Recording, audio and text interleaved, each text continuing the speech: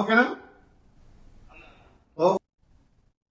అన్నమయ్య జిల్లా చిన్నమండెంలో జరిగిన మినీ మహానాడు కార్యక్రమంలో మంత్రి మండిపల్లి రాంప్రసాద్ రెడ్డి పాల్గొన్నారు. ఎన్టీఆర్ చిత్రపటానికి నివాళులు అర్పించిన అనంతరం ఆయన మాట్లాడుతూ తెలుగుదేశం పార్టీ ప్రజల ఆత్మగౌరవం కోసం స్థాపించబడిందని తెలిపారు.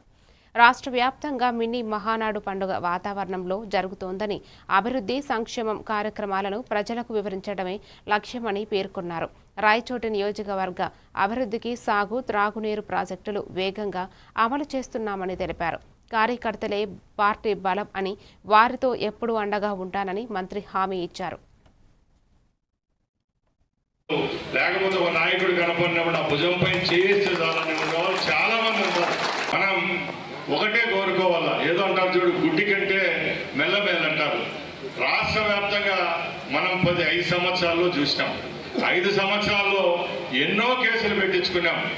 మీ అందరికీ 3 పర్యాయాలు ముఖ్యమంత్రిగా పనిచేస్తే చిన్నమండంలో ఎప్పుడు మన మీద చూపిస్తున్న ఆదరణ బలంగా చూపించారు పోయినసారి. ఎందుకంటే గత 5 సంవత్సరాల్లో తెలుగుదేశం పార్టీకి ఎన్ని కష్టం వచ్చినా నష్టాలు వచ్చినా ఇక్కడ ఉండే కార్యకర్తలు అందరూ చేయబోయి వాళ్ళు చేసిన కృషే ఈరోజు.